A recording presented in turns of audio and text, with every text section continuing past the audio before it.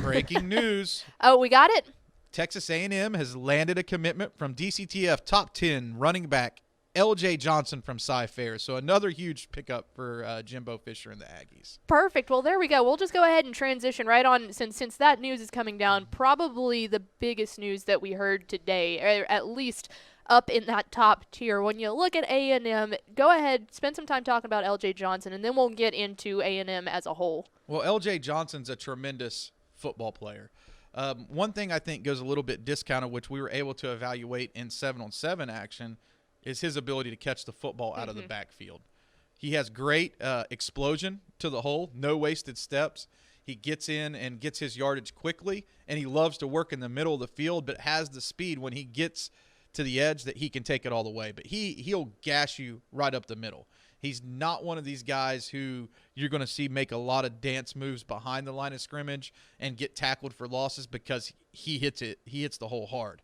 And I think that the Aggies are really going to appreciate that quality about his game, because that's, if you're a college football fan, one of the most frustrating things is seeing your running back pitter-patter behind the line of scrimmage when you feel like your offensive line is doing its work and he's just not hitting the hole where it's supposed to be. LJ Johnson is not one of those guys. And another one of the great running backs in the state of Texas this year.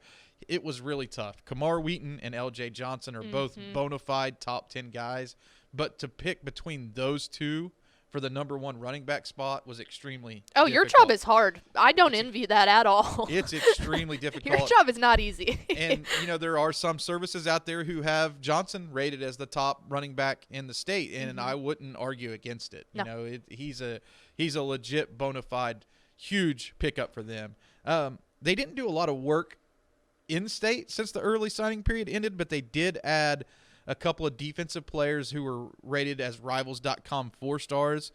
In defensive end, Elijah Judy from Philadelphia, and from Louisiana, Jordan Gilbert, a 6'2", 175-pound defensive back. So they were able to pick up a couple of huge out-of-state commitments. And I know that Gilbert's from Louisiana, so if I butchered your first name, man, I'm sorry. Maybe it's Jardine.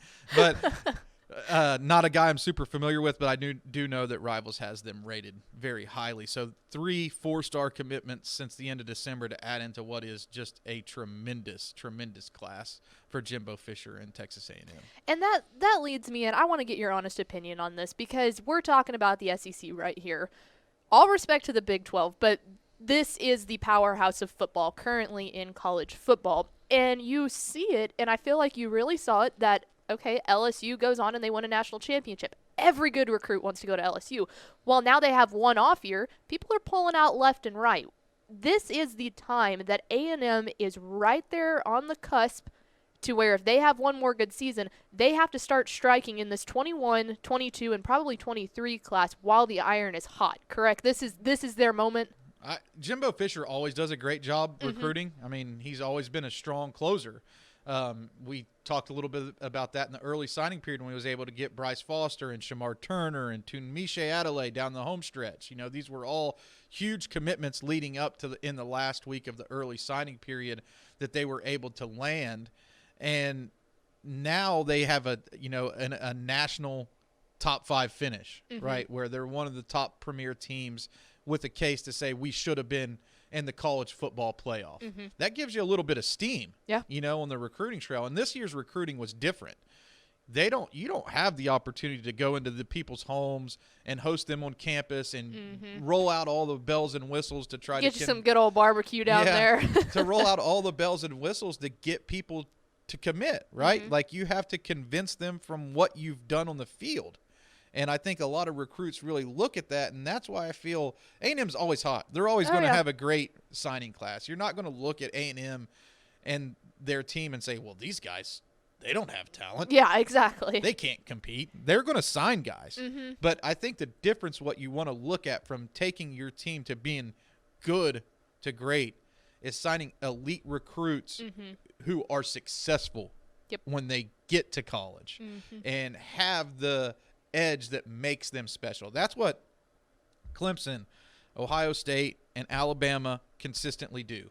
They land elite talents, but those guys that they're landing by and large don't flake out. Nope. They don't miss on these guys. They hit on their top-tier guys, and that's what A&M has to do to compete and win a national championship is to land guys like that. And they've done a pretty good job, I think, in this class because I'm going to start with 5-star Bryce Foster, nicknamed the Mountain.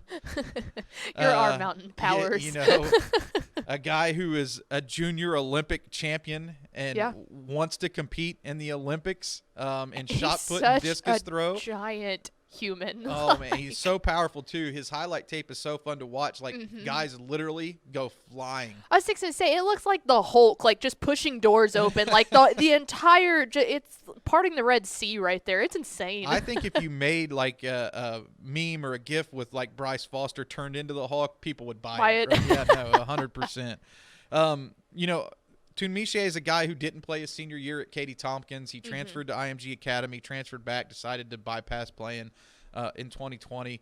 But if and before he transferred, he was in the talks to be the #1 overall prospect in the state. He was #2 before we deleted his profile when he transferred out of state from DCTF. You know, and then we had nothing to go off of. He slid down to #8. When we re-put him into the rankings because he did graduate from Katy Tompkins, now enrolled at Texas A&M. So he's a guy who has that elite talent. And to give him a line mate like Shamar Turner, who played outside linebacker before he bulked up to 270 pounds, who is just an athletic specimen in and of himself, I think that they've got the guys up front. Deuce Fothery, 6'8", 270-pound. Who's a great basketball player who could be a true island left tackle as he develops. So I mean, you're looking here at a lot of key pieces. You know, a lot of key pieces up front for Texas A&M. I love what they did up front and up and down this list. All these guys are dudes. You know, I love Deuce Harmon. You know, he's the number 23 player in the rankings. But he's so fun to watch. You know, he's a corner who really gets it. He can play safety. He hits like a safety. He covers like a corner. And then our highest riser, Remington Strickland, may be the most – he might be more physically impressive than Bryce Foster. When you see him, he has arms like they're all jacked up. He's got the 24-inch pythons like Hulk Hogan. And then Eli Stowers is a name I just got to throw it out there. Eli Stowers signed with Texas A&M. He's a really good quarterback for Denton Guyer. If you haven't heard of him. If you haven't heard of him, Eli Stowers, he can play a little football. So, yes, and the latest of which adding L.J. Johnson, again, just now signed to that 2021 Aggie recruiting class.